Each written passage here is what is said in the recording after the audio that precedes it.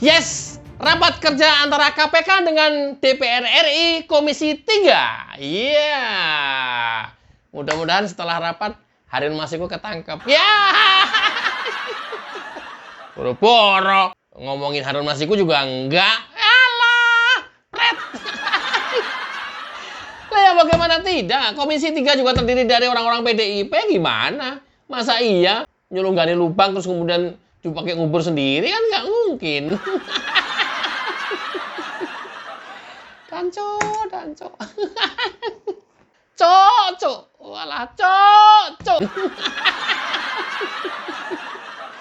Danco.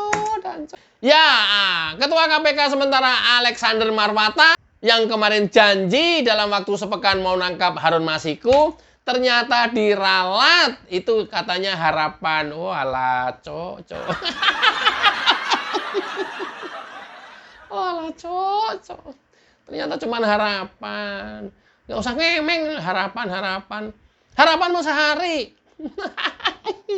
Kalau sama-sama harapan nggak ada realisasinya loh. Dan sampai hari ini tidak ada tanda-tanda Harun Masiku dipulangkan. Jangankan tanda-tanda, diomongin lagi juga sudah enggak. Ketika rapat kerja, ya mengevaluasi kinerja KPK, ya ternyata memang buruk. Dan diakuin sendiri oleh Alexander Marwata, KPK kinerjanya terus terang saya akuin buruk. Ya. Salah satunya nggak berhasil menangkap Harun Masiku. Ya. Kalau itu tadi gua. Iya. Dia beralasan buruknya kinerja KPK karena penegakan hukum pemberantasan korupsi itu tidak hanya KPK, setidaknya ada 3. Selain KPK, ada Polri dan ada Kejaksaan. Ya, KPK berdalih Polri dan Kejaksaan. Ya.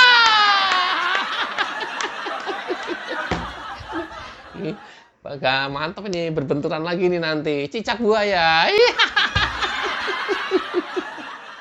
Cicak buaya sama komodo. Es gombal.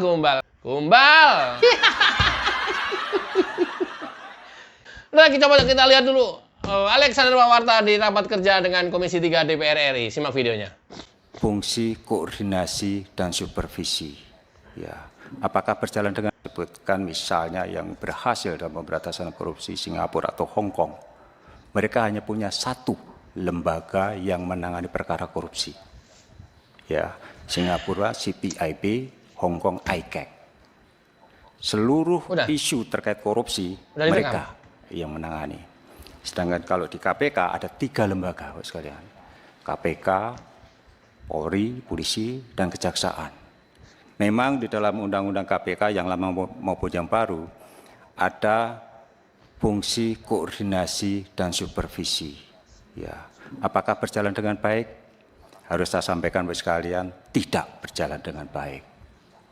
Ego sektoral masih ada. Kalau kami menangkap jaksa atau menangani jaksa misalnya, tiba-tiba dari pihak kejaksaan menutup pintu koordinasi supervisi. Sulit. Mungkin juga dengan kepolisian demikian. Ya.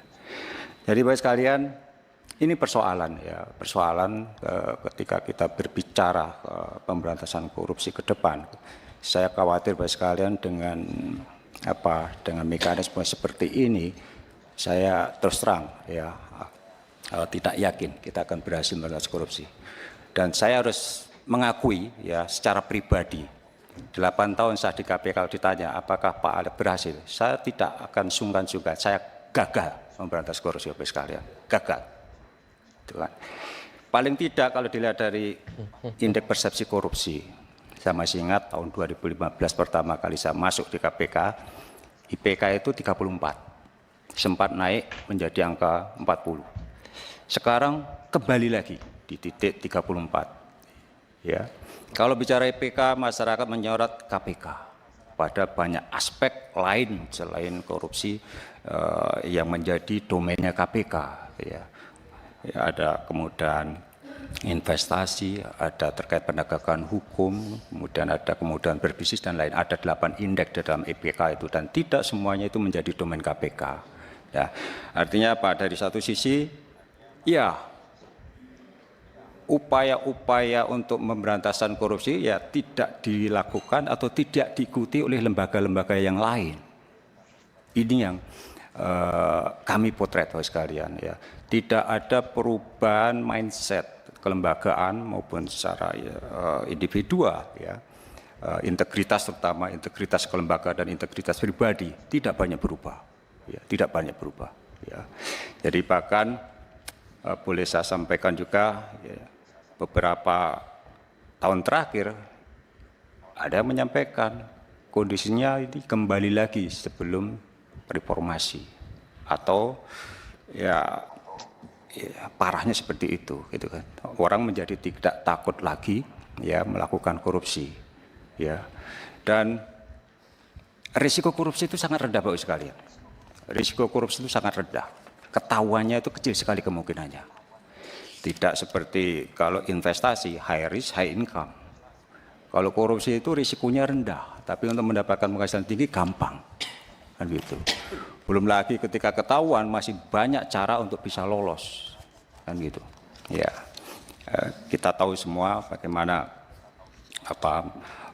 tadi disebutkan ada beberapa case yang menyebutkan pihak-pihak tertentu ternyata juga tidak lanjut juga. Nah, ini problem kelembagaan, ada 3 lembaga dan koordinasi supervisi ini sampai sekarang boleh dikatakan tidak berjalan dengan baik. Beberapa waktu yang lalu saya, Pak Nawawi, Pak Gufron, dan Pak Rudi serta Pak Didik, Deputi Pendidikan dan Deputi Kursup, ke Menko Polhukam menghadap Pak. Kita bertemu dengan Menko Polhukam Pak Hadi, kita sampaikan problem koordinasi supervisi ya. Kita sampaikan ini tidak berjalan dengan baik dan kami memohon Menko Polhukam itu untuk memfasilitasi ya. Bapak Menko Polhukam mengundang dari pihak kejaksaan dan kepolisian dan kami diundang karena KPK kan bukan di bawah koordinasi Menko Polhukam, jadi kami diundang khusus bicara terkait dengan korupsi secara periodik. 3 bulan lah atau 4 bulan sekali lah, khusus bicara terkait korupsi dan bagaimana koordinasi supervisi KPK dengan kejaksaan dan kepolisian. Apa kendala-kendala dalam penanganan korupsi, itu yang kami sampaikan. Ya, 3 bulan yang lalu, tapi sampai sekarang juga belum ada tindak lanjutnya. Ya mudah-mudahan nanti ke depan seperti itu mekanisme. Terus kalau kami yang harus ya turun mengundang, ego sektoral itu masih ada. Lebih pas kalau itu saya pikir dilakukan oleh Menko Polhukam dengan mengundang kejaksaan, polisi, dan kami juga diundang khusus membicarakan korupsi secara periodik. Ya. Apa kendala yang dihadapi masing-masing pihak terkait koordinasi dan lain sebagainya. Menyangkut juga kebijakan ke depan seperti apa, mungkin bisa dibicarakan di forum itu. Kan gitu kan. Bapak sekalian, kemudian kalau terkait dengan regulasi, ya kemarin Pak Bambang menyampaikan ya kemungkinan ada revisi Undang-Undang KPK. Ya baik-baik saja Pak, karena memang di dalam Undang-Undang KPK masih ada hal-hal yang perlu ditegaskan lagi, taruhlah misalnya terkait peran Dewas seperti apa. Waduh, Pak Jokowi, nih KPK gagal memberantas korupsi, Kak. Nih mesti Kejaksaan sama Polri Pak. Fungsi koordinasi dengan KPK nggak jalan katanya. Ini penyebab salah satu lemahnya penegakan korupsi di Indonesia. Pak Jokowi, panggil Pak. Aduh, panggil nih Kejaksaan sama Polri nih. Aduh, kacau. Oke, ini kalau seperti ini gambarannya, pemberantasan korupsi di Indonesia tidak pernah akan bisa dilakukan apapun caranya. Terkecuali 1, Undang-Undang Perampasan Aset Koruptor segera disahkan. 2, seluruh proses yang hubungannya dengan tindak pidana korupsi ditangani oleh KPK, bukan oleh Polri, bukan oleh Kejaksaan. 3, hukuman mati untuk para koruptor. Dor, koruptor terbukti tembak mati. Dor. Pasti jera dan tidak ada yang berani korupsi lagi. Dor, hukumannya harus dor. Nggak ada cara lain. Otaknya dor, langsung tuh. Ya tapi apa mungkin? Undang-undangnya kan yang ngesahkan DPR RI.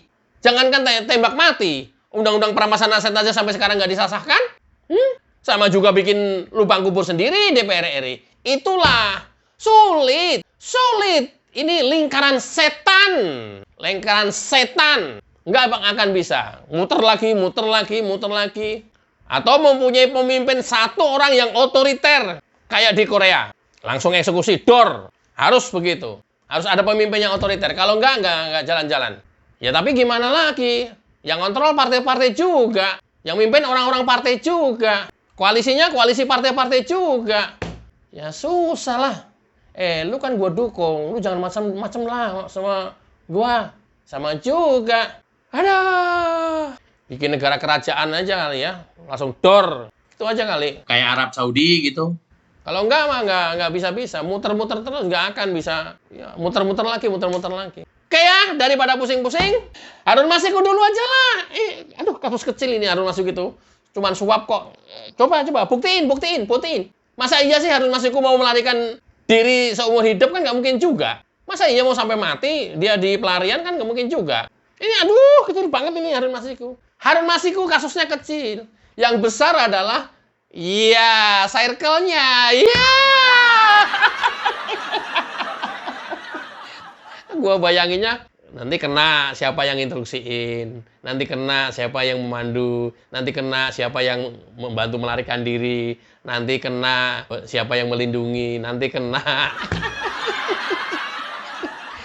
Kok bisa sampai ke luar negeri, nah, visanya gimana nih? Ya! Aduh, PDIP lagi ya Sona kalau urusan visa. Susah. Udah, susah. Pusing. Oke ya teman-teman, mudah-mudahan alam yang akan menghukum para koruptor kalau saja tidak berlaku hukum DOR di Indonesia. Wassalamualaikum warahmatullahi wabarakatuh. Ciao.